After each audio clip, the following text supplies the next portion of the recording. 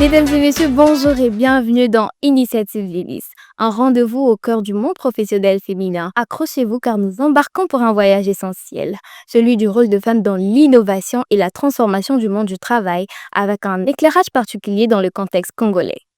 Sur ces plateaux, je ne suis pas seule, je suis accompagnée de mon invitée, Madame Wanimba Isongia Léontine. Bonjour Madame Léontine. Bonjour Madame Lucie, Comment allez-vous? ça va très bien par la grâce de Dieu. Et laissez-moi vous dire que je suis très heureuse d'être ici. Ah, je suis contente de vous accueillir ici. Merci beaucoup.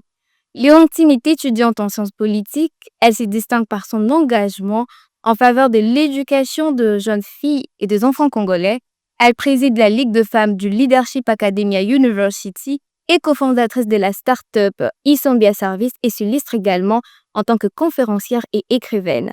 Madame Isambia, bienvenue encore sur ces plateaux. Merci beaucoup Madame Lucie. Alors sans plus tarder, nous allons entrer dans le vif du sujet.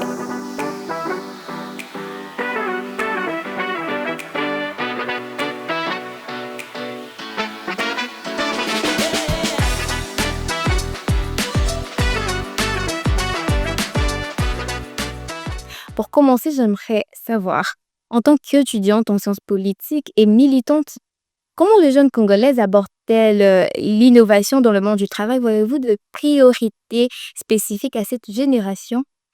Merci beaucoup Madame Lucie pour la question. Concernant l'innovation, j'aimerais bien marteler ici que l'innovation ne concerne pas seulement la technologie. Aujourd'hui, la femme congolaise, elle innove de plusieurs manières, elle crée, elle s'adapte. Et concernant le monde de travail, j'aimerais dire aussi que la femme congolaise a plus besoin de formation et elle a besoin qu'on lui offre cette opportunité de montrer ce qu'elle a déjà appris. Donc l'innovation ne concerne pas seulement la technologie. Pour ceux qui pensent que quand on parle d'innovation, on parle de la tech, ouais, c'est pas seulement ça. Ça, seulement les numériques. Voilà. Voilà. OK. En tant que cofondatrice d'Isondia Service, comment est née cette idée de livraison alimentaire? Comment avez-vous innové dans ces secteurs? Quels défis avez-vous rencontrés en tant que jeune entrepreneur? Merci beaucoup. Concernant Isambia Service, j'aimerais bien préciser que c'est une start-up née d'une idée collective, précisément en famille. Comme vous aurez pu entendre Isambia, cette idée est née de mes frères et moi. On a vu les besoins qui se présentaient dans notre quartier lors du confinement et on s'est dit qu'il fallait offrir à la population ou à notre entourage un moyen d'être servi, d'avoir des produits frais et simplement, oui, d'avoir des produits frais et à temps. Vu qu'il y avait des difficultés à se rendre au marché, Isambia Service a su se démarquer dans notre quartier et on a utilisé la technologie justement au moyen du téléphone. On pouvait nous appeler et on va passer une livraison à l'heure. Est-ce qu'il y a eu de difficultés? Qu'est-ce qui s'est passé en fait? Oui, c'était une très belle aventure. Enfin, c'est toujours une très belle aventure. Mais parmi les défis, on a rencontré des difficultés au niveau de la logistique parce que il y avait un problème de personnel. On les faisait en famille, on les faisait avec mes frères. Mais au bout d'un moment, chacun a eu quelques responsabilités. On a dû engager des gens pour pouvoir continuer les services. Mais aussi, le niveau pour garder au fait nos produits, il fallait avoir un endroit pour bien préserver le produit alimentaire parce qu'on livrait à manger les légumes, les produits surgelés. Mais on a su quand même y remédier très rapidement. Et aujourd'hui, on travaille sur une application qui sortira très bientôt concernant Isambia Service. Et cela va se passer on vise en tout cas les quartiers résidentiels et tout le monde pourra commander à temps et être servi. Et vous reviendrez aussi à arriver dans des quartiers qui sont moins sécurisés ou je sais pas, comprenez un peu? En tout cas, on mettra tous les moyens de bord pour que cela soit bien fait. S'il faudra peut-être Pour que chaque couche soit servie. exactement, s'il faudra être accompagné d'un agent de sécurité, Oui, par la grâce de Dieu, on pourra y arriver. vous allez y arriver. Amen. Comment l'éducation et l'autonomisation de jeunes filles peuvent-elles impacter l'innovation et le monde du travail en République démocratique du Congo à long terme? Quel lien faites-vous entre l'éducation et la capacité à innover? concernant l'éducation de la jeune fille, je vais tout le temps le répéter, c'est que quand on éduque une femme, on éduque une nation. Oui. Mais il ne faudrait pas seulement s'arrêter à éduquer la femme.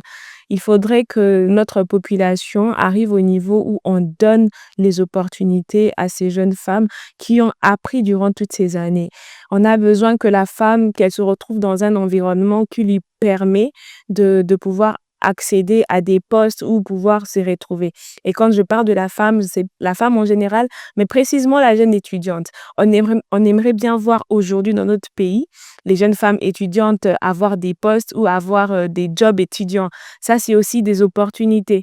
On a l'impression que ici, il faudrait avoir son master ou sa licence pour pouvoir se lancer dans le monde professionnel. Pourtant, c'est possible, même en première année de licence LMD, de pouvoir avoir un poste où tu mets justement en exercice tout ce que tu apprends à l'université. Et cela sera très important parce que c'est une préparation pour la nouvelle génération.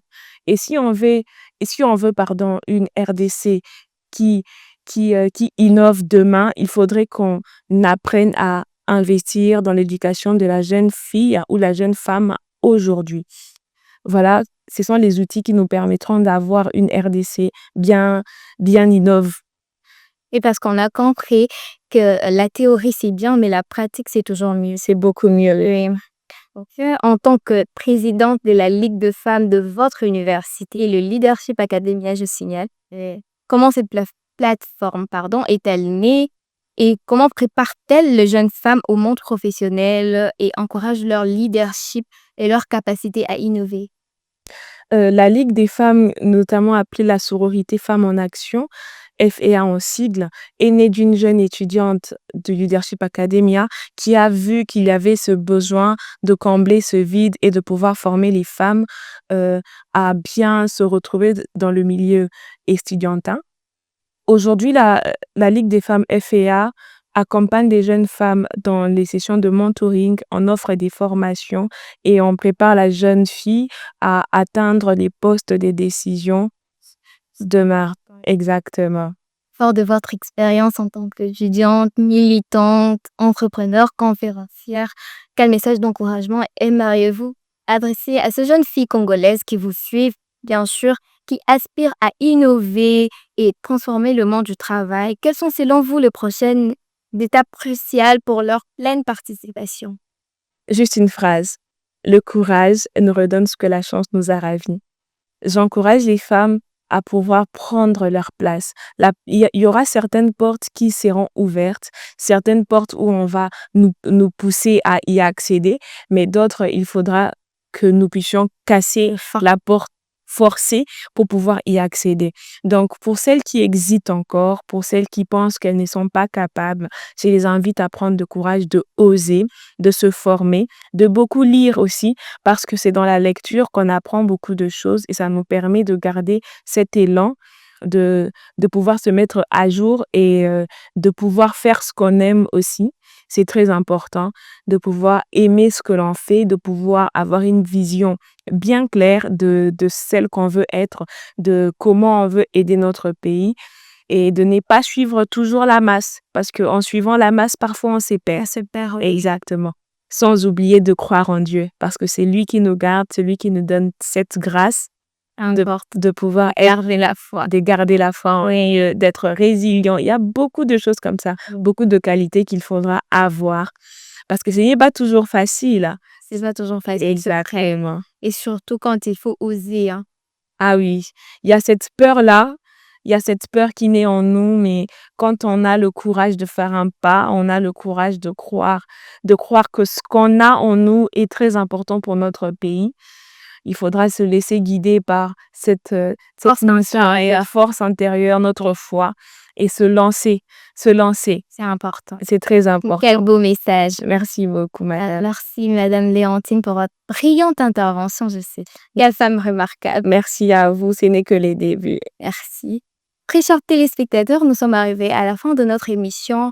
Nous avons exploré le thème en compagnie de notre invité, le rôle de femme dans l'innovation et la transformation du monde du travail avec un accent particulier dans le contexte congolais. En conclusion, cette émission nous rappelle l'importance de soutenir les talents féminins dans tous les domaines. L'innovation a besoin de toutes les perspectives et les femmes avec leur créativité et leur engagement sont des actrices clés de ces changements. Merci de nous avoir suivis. Rendez-vous à notre prochaine émission avec un nouveau thème passionnant. C'était Initiative Védis et Lucie Wany à la présentation. Merci.